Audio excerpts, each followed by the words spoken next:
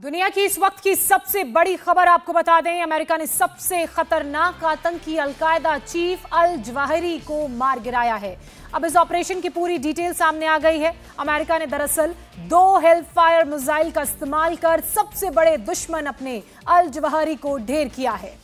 Ripper drone के जरिए ये दोनों मिसाइल दागी गईं और दोनों मिसाइल से सटीक वार करते हुए अल जवाहिरी को मार दिया गया। खबर यह भी है कि हमले के वक्त कोई भी अमेरिकी काबुल में मौजूद नहीं था और CIA ने मिसाइल के द्वारा सटीक निशाना लगाया और अपने सबसे पुराने दुश्मन को मौके पर ही ढेर कर दिया। तो रिपर ड्रोन की मदद से हेलफायर मिसाइल के जरिए ये सटीक निशाना लगाया गया, जिसमें बारूद कम और ब्लेड ज्यादा होती है, इसीलिए इसे निंजा बम भी कहा जाता है और वो सीधे टारगेट को हिट करती है। और आपको बता दें कि अमेरिका की सबसे घातक हेलफायर मिसाइल के बारे में जो जानकारी सामने आई है, उसके मुताबिक अल जवाहिरी के का वो काल बनी। अमेरिका इस मिसाइल का इस्तेमाल साल 2017 से कर रही है, लेकिन दुनिया को इसकी जानकारी 2019 में लगी। साल 2020 का वो वक्त जब अमेरिका ने हेलफायर मिसाइल का 2 बार इस्तेमाल किया। सीरिया में अलकायदा कमांडर्स इसी मिसाइल के जरिए ढेर किए गए। इतना ही नहीं, अमेरिका के पास इस वक्त 8 हेलीकॉप्टर्स हैं जिससे ये मिसाइल लॉन्च की जा सकती है। हेलफायर मिसाइल को fighter jet, petrol boat, Humvee से भी लॉन्च किया जा सकता है। तो बड़ी ही आधुनिक तकनीक से लैस ये मिसाइल जिसका इस्तेमाल किया गया। अब आपको बताते हैं कि रीपर ड्रोन दरअसल है क्या। इसे दुनिया का सबसे घातक ड्रोन भी कहा जाता है, सबसे डेडली ड्रोन ये माना जाता है। वो इसलिए क्योंकि इस ड्रोन की रफ्तार 482 किलोमीटर प्रति घंटे की है। इस घातक ड्रोन को 1850 किलोमीटर दूर से ऑपरेट किया जा सकता है और इस ड्रोन की आवाज बेहद कम होती है ताकि दुश्मन को इसकी भनक भी ना लगे और काम हो जाए। ये ड्रोन बहुत ही तेजी से हवा में उड़ सकता है और 1700 किलो का वजन भी उठा सकता है।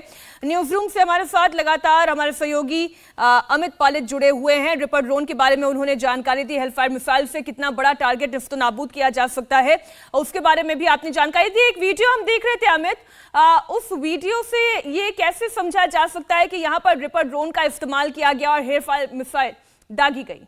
ठीक है, तो आप तो तस्वीरें इस वक्त देख रहे हैं, वीडियो में आप देख पा रहे हैं कि यहाँ पर रिपर ड्रोन नजर आ रहा है, लेकिन देखने में भले ये प्रेडेटर जैसा लगता हो, लेकिन इसमें जो सबसे ज्यादा बड़ी तब्दीली की गई थी उसके रेंज को बढ़ाया गया था, साथ ही साथ जो वेपन सिस्टम वो लेके जाता था उसमें तब्दील की गई थी और ज्यादा वेपन ले जाने की क्षमता इसमें बढ़ा दी गई थी। अब आपको जो वीडियो हम दिखाएंगे, जिस वीडियो में आप देखेंगे, ये यमन का वीडियो है जिसमें इस निंजा बॉम्ब का इस्तेमाल किया गया था। अच्छा, हेलफायर मिसाइल का लगातार हम जिक्र कर रहे हैं तो आप समझे, कंफ्यूज मत होइएगा, क्योंकि हेलफायर मिसाइल का जो मेन सिस्टम है, यानी कि आप देख रहे हैं कि किस तरह से टारगेट करके किया जाता है, तो जो हेलफायर मिसाइल है उसकी सबसे बड़ी खूबी है कि वो प्रिसिजन गाइडेड मिसाइल है, यानी कि उसके अंदर आप जीपीएस कोऑर्डिनेट्स डाल दीजिए, वहीं जाके हिट करता है। लेकिन प्रॉब्लम एक आ रही थी, उसमें अगर 100 पाउंड का बम है तो उसमें 20 पाउंड का एक्सप्लोजन होता था और जब वो एक्सप्लोड करता था तो आसपास बहुत ज्यादा कोलैटरल डैमेज करता था, जिसमें से बहुत सारे मासूम लोग मारे जाते थे। तो जब बाइडेन प्रेसिडेंट बने तो उन्होंने कहा कि हमें एक ऐसा मिसाइल चाहिए जो हेलफायर जैसा हो, प्रिसिजन हो, लेकिन वो सिर्फ डैमेज उसी को करेगा जिसको हम टारगेट कर रहे हैं। उसके बाद उसको निंजा बॉम्ब कहा गया। निंजा बॉम्ब का मतलब ये हो जाता है, निंजा बॉम्ब का मतलब ये हो जाएगा कि उसके अंदर ब्लेड्स का इस्तेमाल किया जाता है।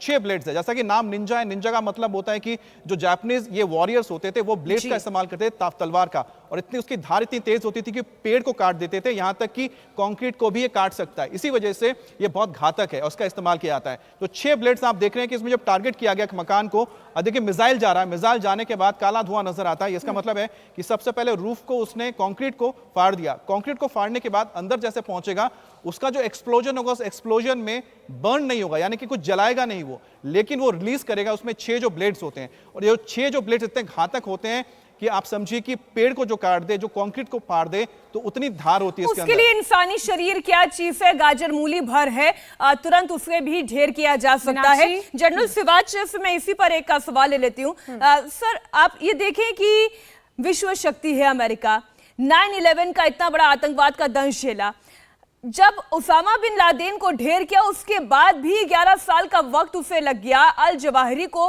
मार गिराने में। किसी भी एक आम इंसान के लिए एक सवाल जरूर उसके जहन में खड़ा करता है कि इतना वक्त क्यों? क्या ताकत की कोई कमी, क्या नेटवर्किंग की कोई कमी, या फिर इस आतंकवाद के पीछे इतना सपोर्ट है कि इतना वक्त लग गया? हाँ बिल्कुल, देखो मीनाक्षी, पहली बात तो अभी भी टेररिज्म की कोई एक परिभाषा यूनाइटेड नेशन ने नहीं मानी, क्योंकि अभी तक एक का टेररिस्ट दूसरे का फ्रीडम फाइटर है। तो ये सच्चाई है कि आज भी पूरा वर्ल्ड तभी आतंकवाद के अगेंस्ट लड़ सकता है जब हम समझ जाएं आतंकवाद है क्या। मगर अगर आप इसको देखें अल जवारी को कि ये ओस्मा बिन लादेन के 2011 के मरने के बाद भी 11 साल जिंदा रहा, क्या वजह थी? अमेरिका इसको टारगेट नहीं कर पाया। इसकी सबसे बड़ी वजह यह है कि इसको श्रेय दी है आप पाकिस्तान ने। ये ज्यादातर आप पाक बॉर्डर पे रहा था और अभी तालिबान के आने के बाद ये फिर काबुल में शिफ्ट कर गया, तो इसको जो श्रेय मिलती है वो ज्यादा इंपॉर्टेंट है।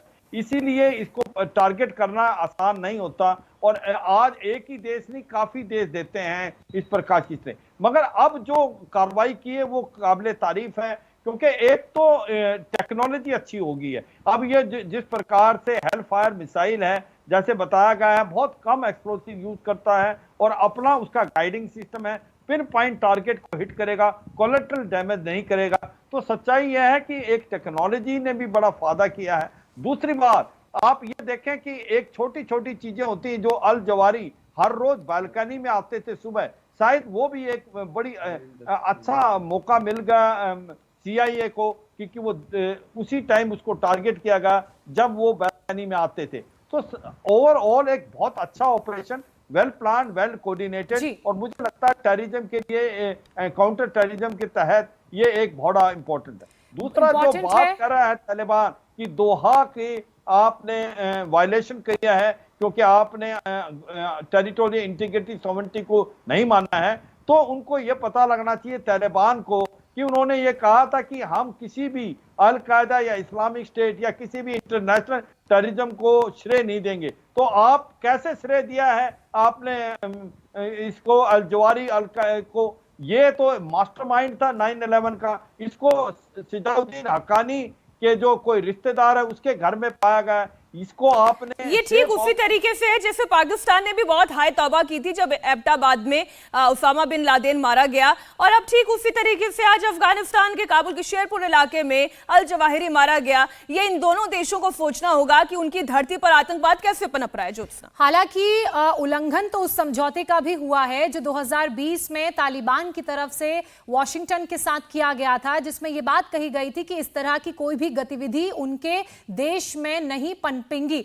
मैं आपसे समझना चाहूंगी जनरल मैस्टन, जब इस तरह के ऑपरेशंस को अंजाम दिया जाता है, आपने पहले भी कहा कि ये कोई एक दिन का, एक हफ्ते का खेल नहीं है, सालों की कड़ी मेहनत है, और अमेरिका जैसे वर्ल्ड पावर को अगर 11 साल का वक्त लग गया तो समझा जा सकता है कि कितना प्रिसाइज्ड ये ऑपरेशन रहा होगा, जितना प्रिसाइज्ड ये हमला था। तो आप बताइए कि इसकी प्लानिंग कैसे होती है, किस तरह से इसे इंप्लीमेंट किया जाता है, और कब ये श्योरिटी की जाती है कि अब हमला कर सकते हैं? बहुत दुरुस्त सवाल पूछा ज्योत्सना आपने। ये जो 11 साल क्यों लग गए और क्या क्या इसमें प्लानिंग में जाता है।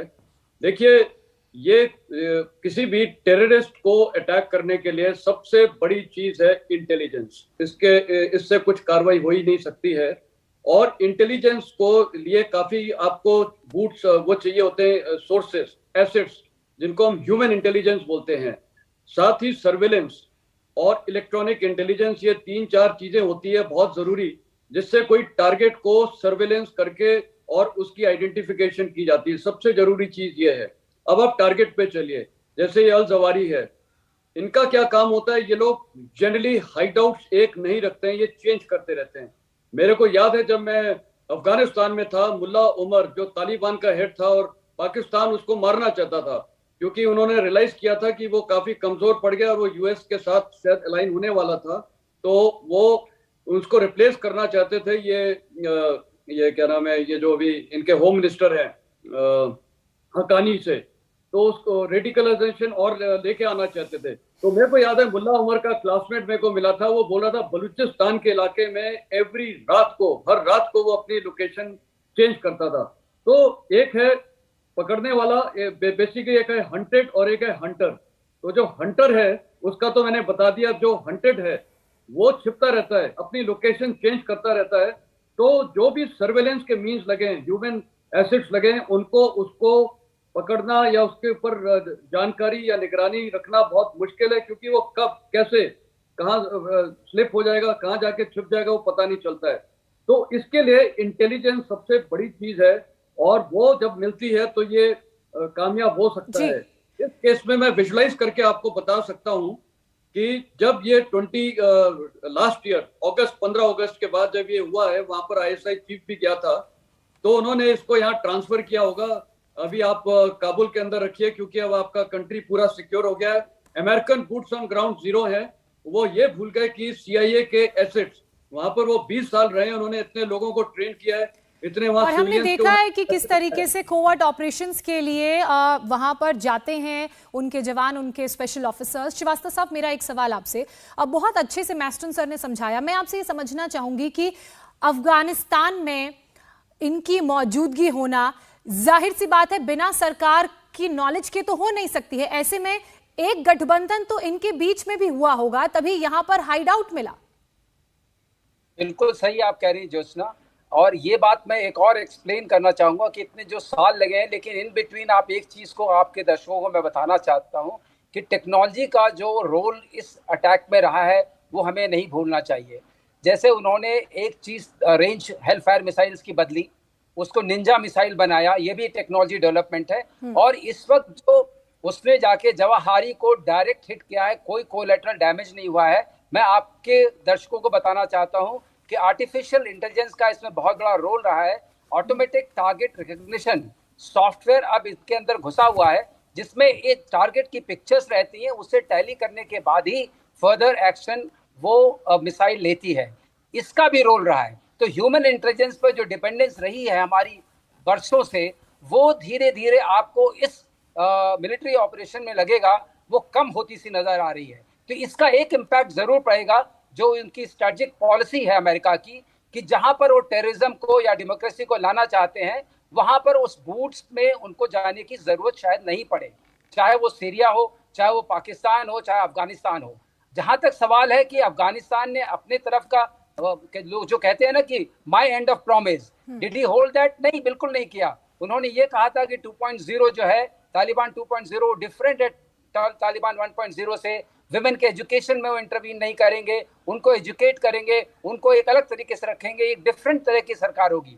लेकिन वैसा तो कुछ देखने में आया नहीं। बिल्कुल। तो और देखिए, सामरिक दृष्टि से, अमेरिका के दृष्टिकोण से, तो ये समय अमेरिका के लिए बहुत ही उचित समय है, जबकि उन्होंने जवाहिरी को निकाला। और बिल्कुल, और इस हमले के बाद, अल जवाहिरी के खात्मे के बाद अलकायदा की ताकत कितनी रह जाती है, इस पर भी हम करेंगे चर्चा। लेकिन उससे पहले एक बार फिर अमित, हमारे सहयोगी जुड़े हुए हैं।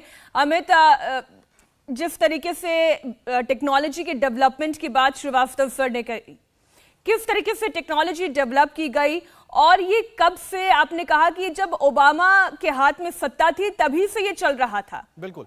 अच्छा, हम तो जरा वीडियो जो दिखाते रहते हैं मीनाक्षी, साथ में आपको बताते रहता हूं किस तरह से इस टेक्नोलॉजी को डेवलप किया गया। आप जो अभी वीडियो देख रहे हैं, इस वीडियो में आप देखिए किस तरह से हेलफायर निंजा मिसाइल का इस्तेमाल हुआ यमन में टारगेट करने के लिए आतंकवादियों को। और आप देख सकते हैं कि इतना प्रिसाइज था कि इसने जाके उसी घर में जाके सिर्फ एक कमरे को हिट किया, उस कमरे में जो लोग थे वो उसमें मारे गए थे। उसी तरह से इसको डेवलप करने में काफी वक्त लगा, क्योंकि जब ओबामा राष्ट्रपति बने तब उन्होंने देखा कि जब इस तरह के हमले होते थे, CIA के जब ऑपरेशंस होते थे, उसमें उनको जवाब देना पड़ता था, क्योंकि कई बार उनके जो मित्र राष्ट्र होते थे वो पूछते थे कि आपकी वजह से बहुत सारे लोग मारे जा रहे हैं, जिसकी वजह से हमें जवाब देना पड़ता है। तब जाकर इस पे काफी कह सकते हैं कि इनोवेशन हुआ। लेकिन सबसे इंटरेस्टिंग है कि हेलफायर मिसाइल को बनाता कौन है? लॉकहीड मार्टिन बनाता है, लेकिन जो निंजा मिसाइल है उसको डेवलप करने में बोइंग ने इसमें हेल्प किया है। तो अपने आप में एक बहुत बड़ा कोलैबोरेशन था अमेरिका के अंदर ही, जब इस टेक्नोलॉजी को डेवलप किया गया, जब वहां पर ना सिर्फ हम कह सकते हैं पेंटागन आया साथ में बोइंग और लॉकहीड मार्टिन तीनों ने मिलकर इसको डेवलप किया, और इस बारे में बहुत ज्यादा बाहर नहीं बताया गया है। और ये मिसाइल आप सोचिए कि इसको डेवलप करने में खास तौर पे जिस ब्लेड का मैं जिक्र कर रहा हूं, निंजा कहते हैं या फिर इसको जियांशु ब्लेड कहा जाता है। दरअसल 50-60s में अमेरिका में एक ब्लेड बहुत फेमस हुआ था। उस ब्लेड से लोग काफी इस्तेमाल इसलिए करने लगे थे कि उसमें दिखाया जाता था कि ये पेड़ काट सकता है, ये कोई भी आप सोचिए कि कंक्रीट तक को काट देता है। तब से इसका जो ब्लेड है बहुत पॉपुलर हुआ, इसी वजह से इसका नाम फ्लाइंग जियांशु भी कहते हैं या फिर निंजा मिसाइल, इसको निंजा मिसाइल कहा गया। अब बात आती है कि इस टेक्नोलॉजी का इस्तेमाल कितनी बार किया गया है। आपको बता दें, अब तक इसको कम से कम 10 साल का हो चुका है वक्त इसको डेवलप किया है निंजा बॉम्ब को, लेकिन निंजा बॉम्ब या निंजा मिसाइल को अब तक सिर्फ 6 बार ही इस्तेमाल किया गया है। जो 6 बार इस्तेमाल हुआ है इसमें जैसे सीरिया में, इराक में, यमन में, इराक में और जो अफगानिस्तान में, कुछ एक इलाकों में, अब अफगानिस्तान में भी हो गया, तो कुल मिलाकर 7 बार इसका इस्तेमाल हो चुका है। एक और जानकारी अमित दीजिए, क्या ये इस तरीके की मिसाइल केवल अमेरिका के पास है या और भी कंट्रीज ने इस तरीके की मिसाइल को डेवलप करने की कोशिश की या उनके पास ऑलरेडी है? देखिए, अगर आप बोलते हैं कि जो प्रिसिजन गाइडेड मिसाइल की जब बात हम करते हैं तो उसमें 2-3 देश बहुत अहम है। इसमें अमेरिका एक है, क्योंकि अमेरिका के पास हेलफायर मिसाइल है जिसके उसने अलग अलग वर्जन बनाए हैं। इसके अलावा यहां पर आपको बता दें कि जो ब्रिटेन है, जिससे MMRD है, या फिर फ्रांस है, जिनसे हमने भी काफी सारे मिसाइल लिए हैं, जो भी इसी तरह के बहुत ही प्रिसिजन गाइडेड मिसाइल बनाते हैं। इजराइल इसमें एक बहुत ही इंपॉर्टेंट देश है जो इस तरह के मिसाइल बनाता है। वो भी इस तरह के काउंटर टेररिज्म जो ऑपरेशन होता है उसमें इस्तेमाल करता है। जैसे कि हमने इस्तेमाल किया था बालाकोट में स्पाइस बॉम्ब का। स्पाइस बॉम्ब भी प्रिसिजन गाइडेड मिसाइल है, लेकिन उसमें एक्सप्लोजन होता है। लेकिन अमेरिका ने जो तैयार किया है निंजा बॉम्ब, ये बहुत घातक है। आप समझिए कि 6 बार इसका इस्तेमाल होना या 7 बार इस्तेमाल होना अपने आप में बताता है कि इसका इस्तेमाल बहुत ही कम किया जाता है, ताकि जब जहां पर अगर दुश्मन लोग पहुंचेंगे भी तो उनको जो मिलेंगी चीजें उससे बहुत ज्यादा वो उसको रीडेवलप नहीं कर सकते। क्योंकि आपने देखा है कि चाइना एक ऐसा देश है जो ये क्या करता है, रिवर्स टेक्नोलॉजी का इस्तेमाल करता है, रिवर्स इंजीनियरिंग करता है और खुद वो बना लेता है। लेकिन अभी चीन के पास भी ये हथियार नहीं है जो अमेरिका के पास है, जिसका इस्तेमाल बहुत काउंटर इंटेलिजेंस के लिए होता है। इंपॉर्टेंट इंफॉर्मेशन दे रहे हैं जनरल सिवाच, आप इसमें कुछ ऐड करना चाहते हैं तो प्लीज आप ऐड करिएगा। और साथ ही हम चर्चा कर रहे हैं अलकायदा जैसे एक आतंकी संगठन की। अल जवाहिरी की मौत के बाद संगठन तो खत्म नहीं हो रहा है, लेकिन उसकी ताकत कितनी कम हो जाती है, इस पर भी आप रोशनी डालिएगा। देखो मीनाक्षी, पहले तो यही अलकायदा पे सच्चाई है। आज की तारीख में Ayman al Zawahiri number 1 leader थे ओसामा बिन लादेन के मरने के बाद। तो सेटबैक तो होगा अलकायदा को, मगर ये समझना कि वो अलकायदा खत्म होगा, ये हमारी बड़ी भूल होगी। क्योंकि अलकायदा का जो कैडर है और उसकी बेस है वो बहुत ज़्यादा बड़ी, और जब से तालिबान आया अफगानिस्तान में बहुत ज़्यादा बढ़ोतरी हो रही है। अलकायदा एक थ्रेट बन के आ रहा पूरे वर्ल्ड में। तो इसलिए एक लीडर के मरने से पूरी ऑर्गेनाइजेशन खत्म नहीं होती, धक्का लग सकता है। तो ये हमें ध्यान देना पड़ेगा। और दूसरी बात ये है कि जो ये मिसाइल का इस्तेमाल करके ड्रोन के साथ हेलफायर, ये सच्चाई है, ये आर्टिफिशियल इंटेलिजेंस का बहुत अच्छा इस्तेमाल किया। टेक्नोलॉजी बहुत एडवांस हो गई है, पिन पॉइंट टारगेट है, कोलेटरल डैमेज नहीं है। और एक प्रकार से सबसे इंपॉर्टेंट चीज ये है कि इसको पुख्ता इंटेलिजेंस भी मिली है। इनको सर्वेलेंस इंटेलिजेंस और जो साइबर वारफेयर प्लस कुछ ह्यूमन इंटेलिजेंस, उसका मिलाप करके इन्होंने ये टारगेट को हिट किया है, और ये एक काबिल तारीफ है। मगर मैं एक चीज बताना चाहूंगा मीनाक्षी, इसके अंदर प्रॉब्लम क्या आ रही है। अभी पाकिस्तान की इन्वॉल्वमेंट साफ सुथरी नजर आ रही है। कहीं ना कहीं ISI की तार मिल रही है कि जिस प्रकार से उनका मेल मिलाप हकानी नेटवर्क से है, और हकानी नेटवर्क जो है वो इन्वॉल्व था सेफ हाउस देने में अल जवाहिरी को। लेकिन फिलहाल आज इतना जनरल सिवाच हम कह सकते हैं एक बहुत बड़ी कामयाबी आतंक के खिलाफ इस युद्ध में अमेरिका को मिली है, और ये किसी भी उस शांति प्रिय मुल्क जैसा कि भारत भी है उसके लिए बहुत महत्वपूर्ण घटना है। बहुत शुक्रिया जनरल मेफ्टन PK सिवाच जी, माफ कीजिएगा PK श्रीवास्तव जी, AK सिवाच जी हमारे साथ इस चर्चा में शामिल होने के लिए, और अमित भी हमारे साथ न्यूज रूम से तमाम इंफॉर्मेशन शेयर कर रहे थे। Thank you to you Amit also. India TV हर वक्त हर जगह डाउनलोड करने के लिए सर्च करें India TV news Google Play Store या ऐप स्टोर पर।